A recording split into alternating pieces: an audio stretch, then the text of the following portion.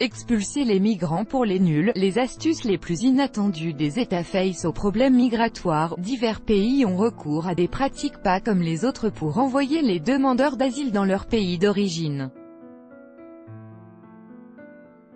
Pour contrer l'afflux de migrants en quête d'une vie meilleure, les pays développés sont parfois contraints de recourir à des méthodes pas toujours évidentes en vue de se débarrasser d'arrivants indésirables.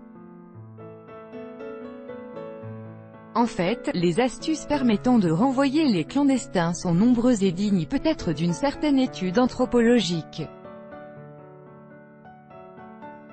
Mener des recherches généalogiques. Les autorités canadiennes viennent de reconnaître qu'elles utilisaient des tests d'ADN et des sites généalogiques dans l'objectif de retrouver la nationalité des migrants placés en rétention avant leur éventuelle expulsion du pays.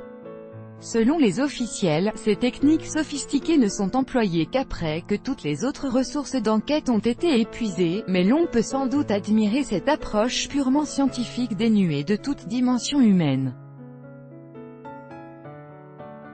Changer la nationalité. Début 2016, l'hebdomadaire Der Freitag a affirmé que les autorités allemandes n'hésitaient pas à solliciter l'aide des ambassades africaines pour envoyer les migrants dans leur pays. Beaucoup de migrants n'ayant pas de papier, les autorités auraient mis en place un système d'audition en masse par le personnel d'ambassade des pays dont ils pourraient être originaires.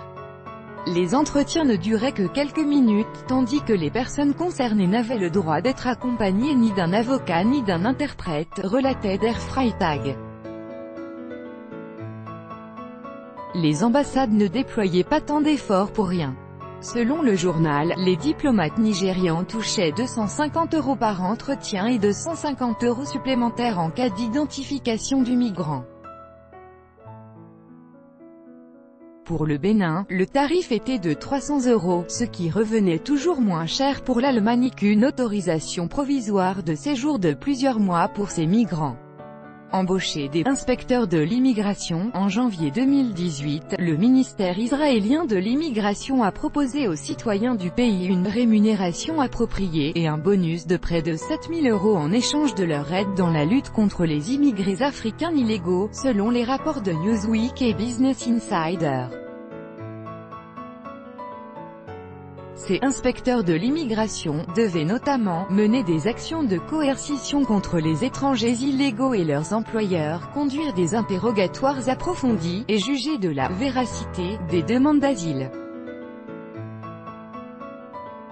Israël accueille sur sa terre des dizaines de milliers de clandestins venus principalement d'Érythrée et du Soudan.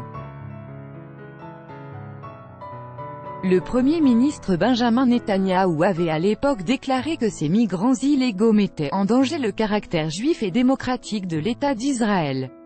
Soudoyer les demandeurs d'asile. La France a pour sa part opté pour une approche plus élaborée, l'Office français de l'immigration et de l'intégration (OFII) ayant décidé en 2016 de porter à 2 500 € le montant maximum d'aide au retour pour les étrangers acceptant de rentrer volontairement dans leur pays.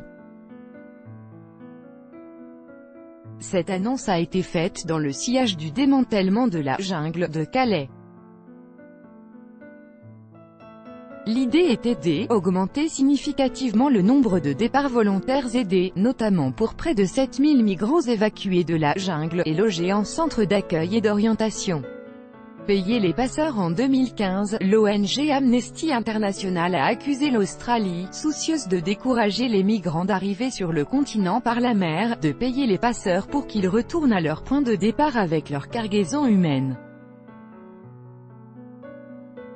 La responsable des questions de réfugiés à Amnesty International a alors dénoncé un crime transnational commis par les autorités australiennes qui ont selon elle, de facto dirigé une opération de trafic humain en payant l'équipage du bateau et en lui indiquant explicitement que faire et où se rendre en Indonésie.